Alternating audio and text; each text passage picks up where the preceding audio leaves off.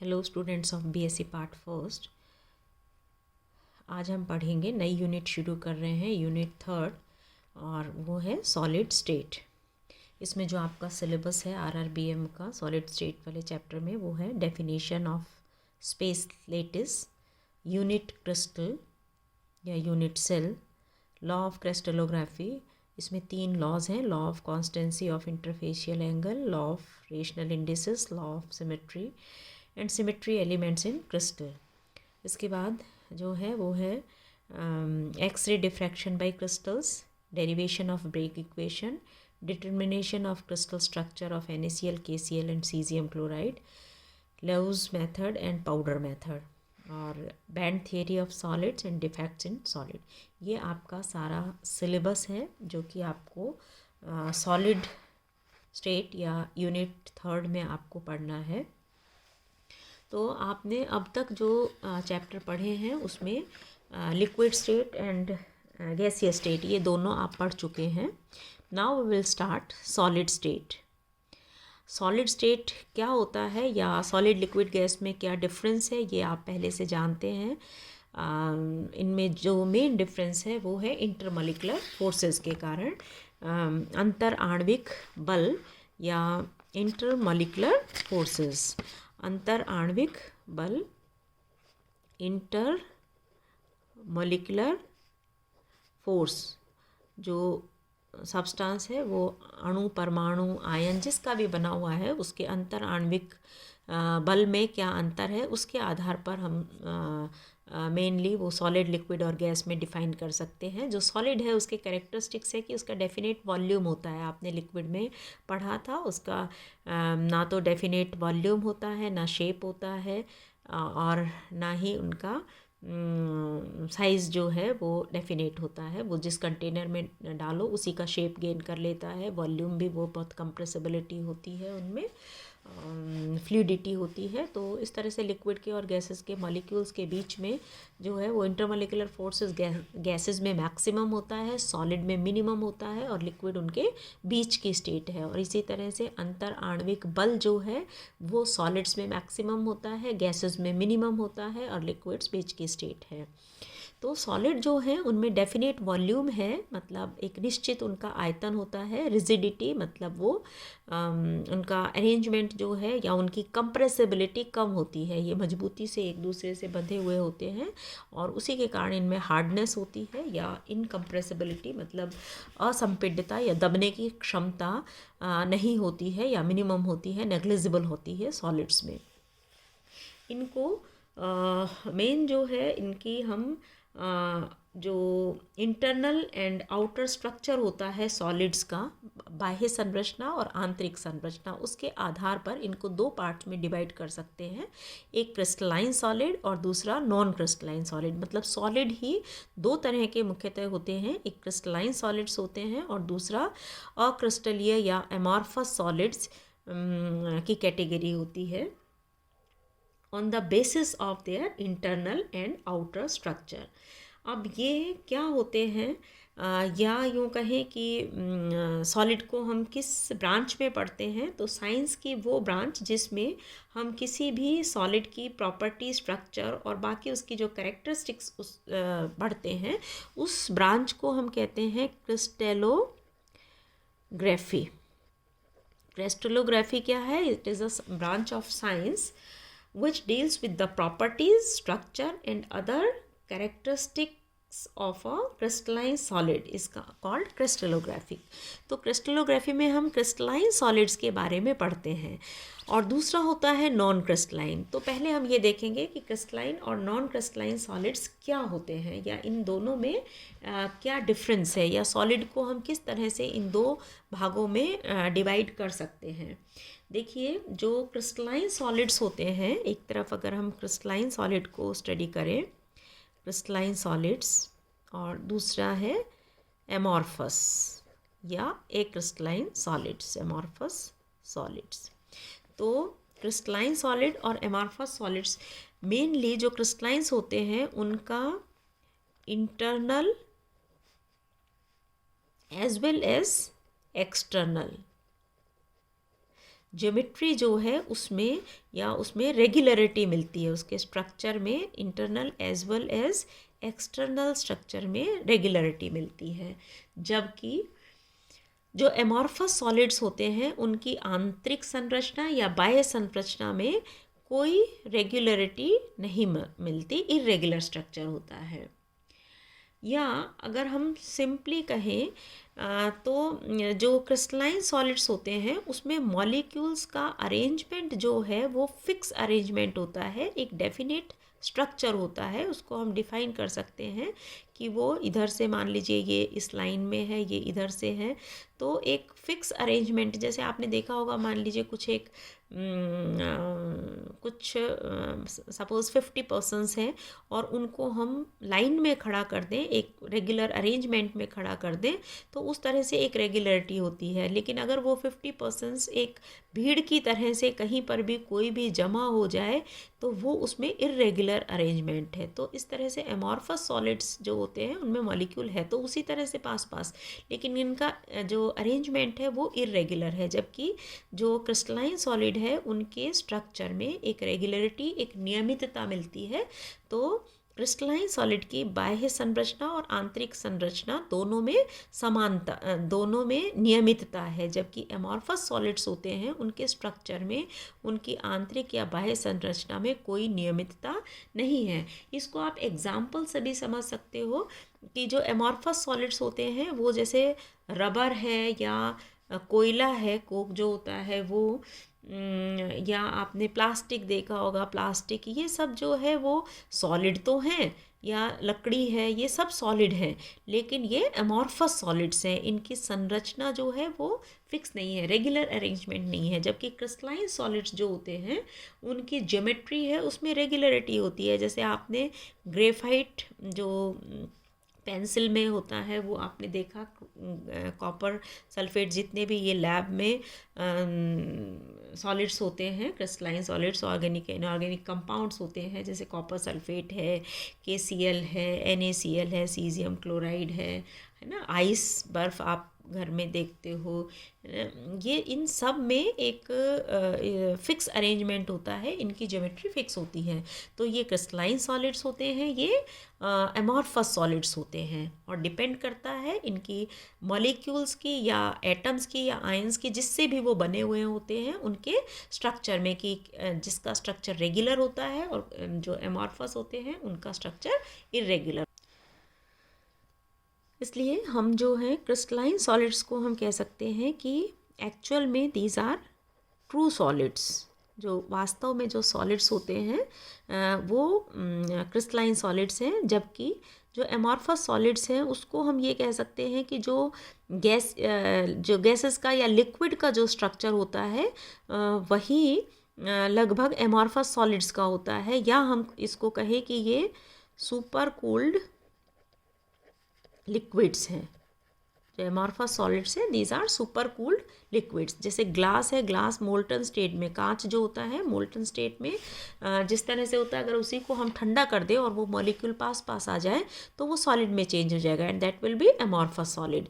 सो जो crystalline solid होते हैं उनका रेगुलर अरेंजमेंट होता है, ये कहलाते हैं ट्रू सॉलिड्स। जबकि एमॉर्फस सॉलिड्स जो होते हैं उनमें इरेगुलरिटी होती है और इनको हम कहेंगे कि ये सुपर कूल्ड लिक्विड्स हैं। इनमें और जो डिफरेंस है वो है कि इनकी जो डेफिनेट ज्योमेट्री है, एक डेफिनेट अरेंजमेंट है कॉन्स्टिट्यूएंट पार्टिकल्स का, जबकि इनकी डेफिनेट ज्योमेट्री नहीं है, एक डेफिनेट अरेंजमेंट या regular internal arrangement constituent particles का नहीं है। नेक्स्ट जो है इसके एग्जांपल आपने देखे, हम डे टू डे लाइफ में भी अगर इनको ऑब्जर्व करें तो इनका एक अलग सा स्ट्रक्चर होता है। जैसे मान लीजिए घर में शुगर है, शुगर को आप देख के या पहचान सकते हैं कि ये इसका हमेशा क्यूबिक सा स्ट्रक्चर होता है। दैट क्यूब में भी थोड़ा बड़ा या छोटा साइज़ में तो हो सकता है, लेकिन आप देख के पहचान जाओगे कि ये क्यूबिक है, ये शुगर है, तो ये क्रिस्टलाइन सॉलिड है। जबकि रबर है वो किसी भी शेप, साइज़, कलर में आप उसको करो या ग्लास है उसको मोल्टन स्टेट में जब कूल करते हैं तो वो जिस कंटेनर में जैसा होता है वैसा ही शेप ले लेता है, जबकि क्रिस्टल्स को जब हम कूल करेंगे लिक्विड स्टेट से तो वो अपना एक पर्टिकुलर ज्योमेट्री में आ जाता है, आउटर ज्योमेट्री उसकी फिक्स हो जाती है, एज वेल एज उसकी इंटरनल ज्योमेट्री में भी रेगुलरिटी होती है। जो मेल्टिंग पॉइंट है वो क्रिस्टलाइन सॉलिड्स का मेल्टिंग पॉइंट हमेशा एक शार्प मेल्टिंग पॉइंट होगा, मतलब एक पर्टिकुलर टेम्परेचर पर वो मेल्ट हो जाते हैं, उनका एक फिक्स मेल्टिंग पॉइंट होता है, शार्प मेल्टिंग पॉइंट होता है या फिक्स मेल्टिंग पॉइंट होता है। कि जैसे मान लीजिए हम ऑक्जेलिक एसिड है सपोज हमारे पास, वो 101 डिग्री सेंटीग्रेड उसका मेल्टिंग पॉइंट है, तो 101 तक तो वो सॉलिड में रहेगा और 101 आते ही वो एकदम से लिक्विड में चेंज हो जाता है। जबकि जो एमॉर्फस सॉलिड्स होते हैं उनके कोई डेफिनेट मेल्टिंग पॉइंट नहीं होते हैं, इनको आप कूल करो तो ये धीरे धीरे धीरे धीरे सॉलिड में चेंज हो जाते हैं, या सॉलिड को जब हीट करो तो ये धीरे धीरे धीरे धीरे लिक्विड में चेंज हो जाते हैं। मीन्स आप एक शार्प पॉइंट नहीं बता सकते कि यहाँ पर ये सॉलिड था और यहाँ पर वो लिक्विड में चेंज हो गया, ऐसा कोई शार्प मेल्टिंग पॉइंट नहीं है। जबकि जो ट्रू सॉलिड्स होते हैं, क्रिस्टलाइन सॉलिड्स होते हैं, उनके मेल्टिंग पॉइंट शार्प होते हैं, एक फिक्स टेम्परेचर पर वो सॉलिड से लिक्विड में चेंज हो जाते हैं।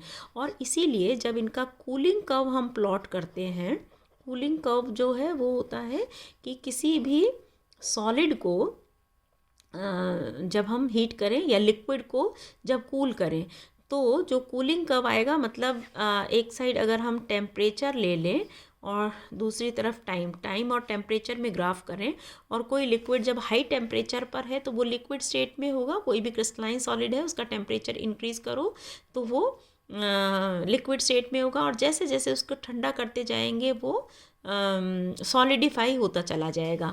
या यूँ कहें कि जनरली ये होता है कि जब किसी लिक्विड को कूल करते हैं तो धीरे धीरे धीरे धीरे वो सॉलिड में चेंज हो जाता है। मतलब टाइम के साथ अगर हम टेम्परेचर को कम करते जाएं तो वो लिक्विड से सॉलिड में चेंज हो जाएगा, राइट। ये कब होता है? अगर मान लीजिए वो एमॉर्फस सॉलिड है, जैसे हमारे पास मान लो ग्लास है या कोई प्लास्टिक है ना, उसको हमने लिक्विड स्टेट में ले लिया या गर्म कर लिया तो वो मोल्टन स्टेट में है। जब हम उसको ठंडा करेंगे तो जैसे जैसे टेम्परेचर कम होता जाएगा टाइम के साथ साथ, तो धीरे धीरे टेम्परेचर कम होने पर समय के साथ साथ वो लिक्विड स्टेट से सॉलिड स्टेट में चेंज हो जाएगा। तो इनका जो एमॉर्फस सॉलिड्स है उनका जब हम कूलिंग कर्व प्लॉट करते हैं, मीन्स टाइम और टेम्परेचर में ग्राफ प्लॉट करते हैं, तो हमें एक रेगुलर ग्राफ मिलता है, या कूलिंग कर्व जो है वो कंटिन्यूस मिलता है। मतलब इसमें कोई ऐसा प्रोसेस नहीं है जो हमें ये दिखे कि इसमें क्रिस्टलाइजेशन हो रहा है। जबकि जो क्रिस्टलाइन सॉलिड है उसको जब हम हाई टेम्परेचर पर लेते हैं या लिक्विड स्टेट में लेते हैं और जब इसको ठंडा करते हैं तो इनिशियली तो जैसे जैसे टेम्परेचर कम होगा टाइम के साथ एक कंटिन्यूस ग्राफ मिलेगा। एक पर्टिकुलर टेम्परेचर पर आके ये थोड़ी देर के लिए कांस्टेंट हो जाता है टेम्परेचर, टाइम तो इंक्रीज़ हो रहा है लेकिन टेम्परेचर कांस्टेंट हो जाता है, और एक पर्टिकुलर टाइम के बाद वापस धीरे धीरे टेम्परेचर के टाइम के साथ साथ टेम्परेचर कम होने लगता है, और यहाँ पर ये लिक्विड स्टेट में था और बाद में सॉलिडिफाई हो जाता है। तो इसका जो ग्राफ है ये डिसकंटिन्यूस है, और ये वाला जो टाइम है जिसमें टेम्परेचर कांस्टेंट हो जाता है टाइम इंक्रीज़ होता रहता है, ये वाली स्टेज कहलाती है कि इसमें जो है क्रिस्टलाइजेशन का प्रोसेस हो रहा है। मतलब जो मॉलिक्यूल्स थे वो अपना अरेंजमेंट फिक्स कर रहे हैं, क्योंकि लिक्विड स्टेट में तो वो इसी तरह से हैफाजर्डली होंगे मॉलिक्यूल इधर उधर, लेकिन जब हम इसको कूल करते हैं और इसका क्रिस्टलाइजेशन होता है तो ये जो मॉलिक्यूल्स हैं इनकी फिक्स ज्योमेट्री होती है, या क्रिस्टलाइजेशन का प्रोसेस इसको हम कहते हैं, ये अपना स्ट्रक्चर गेन करते हैं। तो जो एनर्जी है वो इनको अरेंजमेंट को फिक्स करने में या स्ट्रक्चर को गेन करने में यूज़ हो रही है, और जब ये एक पर्टिकुलर स्ट्रक्चर ले लेते हैं तो वापस समय के साथ इनका टेम्परेचर कम होते जाता है, ये पास आते हैं और एक पर्टिकुलर अरेंजमेंट में फिक्स होके सॉलिडिफाई हो जाते हैं। तो कूलिंग कर्व ट्रू सॉलिड्स का डिसकंटिन्यूस होता है, जबकि जो एमॉर्फस सॉलिड हैं उनका कूलिंग कर्व उसमें कंटिन्यूटी होती है, कंटिन्यूस कूलिंग कर्व होता है इनका। एक जो मेन प्रॉपर्टी है वो है इनका एनाइसोट्रॉपी। एनाइसोट्रॉपी शो करते हैं, एनाइसोट्रॉपी जो क्रिस्टलाइन सॉलिड्स हैं वो एनाइसोट्रॉपी शो करते हैं, जबकि जो एमॉर्फस सॉलिड्स हैं वो आइसोट्रॉपी शो करते हैं, या ये सब्सटेंस जो होते हैं वो आइसोट्रॉपिक सॉलिड्स होते हैं, जबकि ये एनआइसोट्रॉपिक सब्सटेंस जो है वो होते हैं। अब ये क्या होता है आइसोट्रॉपी एंड एनआइसोट्रॉपी, कि जब भी हम कभी किसी सब्सटेंस का या सॉलिड का फिज़िकल प्रॉपर्टी नोट करते हैं और वो डिफरेंट डायरेक्शन से हमने उसको नोट की, एक्स वाई जेड किसी भी डायरेक्शन से, और उसकी वैल्यू डिफ़र करती है हर डायरेक्शन में। जैसे सपोज़ हमारे पास ये सॉलिड है और हमको इसकी कंप्रेसिबिलिटी या इसकी स्ट्रेंथ मेज़र करनी है, और हमने इस पर्टिकुलर पॉइंट से यहाँ से इसको प्रेस किया, कंप्रेस किया, ठीक है। तो ये मॉलिक्यूल रेगुलर आ रहे हैं, तो इसकी दबने की क्षमता इन मॉलिक्यूल्स के को प्रेस करेंगे इधर से होगी। लेकिन अगर हम इसको यहाँ से कंप्रेस करें इस डायरेक्शन में, तो क्योंकि यहाँ बीच में कोई मॉलिक्यूल नहीं आ रहे तो इसकी कंप्रेसिबिलिटी अलग होगी। अगर हम इस डायरेक्शन में करें तो कंप्रेसिबिलिटी अलग होगी, अगर हम इस डायरेक्शन में करें तो कंप्रेसिबिलिटी, दबने की क्षमता अलग आएगी। मतलब या कोई मान लीजिए लाइट की प्रॉपर्टी है, उसको हम स्टडी कर रहे हैं, तो इस डायरेक्शन में एक होगी, इधर एक होगी, इस साइड अलग होगी। तो जब किसी भी क्रिस्टलाइन सॉलिड की कोई फिज़िकल प्रॉपर्टी को हम मेज़र करते हैं और डिफरेंट डायरेक्शन में उसका मान अलग अलग आता है, ये जो गुण है ये कहलाता है विषम दैशिकता या एनआइसोट्रॉपी। विषम दैशिकता मतलब विषम दिशाओं से उनका मान अलग अलग आता है, जबकि समदैशिकता क्या है, अगर इस तरह का सॉलिड है और उसमें इस डायरेक्शन से फिजिकल प्रॉपर्टी नोट की, इस डायरेक्शन की से इस डायरेक्शन से की, तो हर दिशा से फिजिकल प्रॉपर्टी की वैल्यू कांस्टेंट आती है, एक जैसा समान मान आता है, इसको कहते हैं समदैशिकता या isotropy. For example suppose line में कोई कुछ व्यक्ति हैं जो कि एक लाइन में खड़े हुए हैं ना, इस तरह से मान लीजिए 4 लाइन है और इस तरह से वो 3-3 आदमी के ये 4 लाइन है। आपने इधर से धक्का दिया वो तो इधर से ये तीनों आदमी एक साथ गिरेंगे। अगर इस डायरेक्शन में धक्का दिया तो कोई भी नहीं गिरेगा, अगर इस डायरेक्शन में दिया तो ये गिरेंगे, अगर इस डायरेक्शन में धक्का दिया तो ये चारों के चारों को फोर्स लगेगा, राइट। तो इस डायरेक्शन में 3 वैल्यू आती है, इस डायरेक्शन में 4 आती है, इस डायरेक्शन में कुछ भी नहीं आता है। तो हर डायरेक्शन में क्योंकि इनका रेगुलर अरेंजमेंट है तो हर डायरेक्शन में इसका मान अलग अलग आया ना। जबकि अगर मान लीजिए ये भीड़ में ऐसे ही होते 12 जो पर्सन्स है ये है ना, इस तरह से किसी भी डायरेक्शन में होता। अब इसमें अगर आपने इस डायरेक्शन से पुश किया या इस डायरेक्शन से पुश किया या इस डायरेक्शन से पुश किया, उनको धक्का दिया, तो लगभग जैसे भीड़ में धक्का दो तो लगभग 4-5 आदमी हर डायरेक्शन से संभावना होगी कि इस डायरेक्शन से करो तो भी 4-5 इफेक्ट होंगे, इधर से करो तो भी 4-5 होंगे, इधर से करो तो भी 4-5 आदमियों पर असर पड़ेगा। तो हर डायरेक्शन से लगभग समान वैल्यू आएगी। तो ये जो डिफरेंट डायरेक्शन से फिजिकल प्रॉपर्टी को हम नोट करें, लाइक उसकी कंप्रेसिबिलिटी है, उसमें लाइट का डिफ्रैक्शन है ना, या उसका कोई स्ट्रेंथ है, तो कुछ भी अगर हम उसकी नोट करें और हर डायरेक्शन से उस फिज़िकल प्रॉपर्टी का मान अलग अलग आता है, इसका मतलब कि उसका स्ट्रक्चर में रेगुलरिटी है, और स्ट्रक्चर में रेगुलरिटी है उसका मतलब वो क्रिस्टलाइन सॉलिड है। और अगर हर डायरेक्शन में एक ही मान आता है, इसका मतलब कि उसमें स्ट्रक्चर में रेगुलरिटी नहीं है, वो सुपर कूल्ड लिक्विड है, वो पास पास मॉलिक्यूल है। तो किसी भी डायरेक्शन से फिजिकल प्रॉपर्टी की वैल्यू निकालो, हर डायरेक्शन से लगभग एक जैसा मान आएगा। ये जो गुण है ये आइसोट्रॉपी कहलाता है। मीन्स क्यूबिक या क्रिस्टलाइन या कोई भी स्ट्रक्चर होता है, they are already packed with high range of symmetry, जबकि इसमें जो सिमेट्री होती है वो नहीं होती है। जैसे मान लीजिए हम उसमें हीट नोट कर रहे हैं, या इलेक्ट्रिकल कंडक्टिविटी नोट कर रहे हैं, मैकेनिकल स्ट्रेंथ नोट कर रहे हैं, हार्डनेस या एक्सरे डिफ्रैक्शन या इलास्टिसिटी, अगर ये सारे हर डायरेक्शन से एक जैसा मान है तो वो एमॉर्फस सॉलिड्स हैं या एक क्रिस्टलाइन सॉलिड है, जबकि अलग अलग वैल्यू है तो वो क्रिस्टलाइन सॉलिड है। तो क्रिस्टलाइन सॉलिड्स हमेशा एनाइसोट्रॉपी शो करते हैं, ये इनका एक फंडामेंटल प्रॉपर्टी है, जो कि हमने लिक्विड क्रिस्टल में भी पढ़ा था कि वो आइसोट्रॉपी शो करते हैं। तो बाकी जो है इसके बारे में हम नेक्स्ट लेक्चर में पढ़ेंगे। Thank you.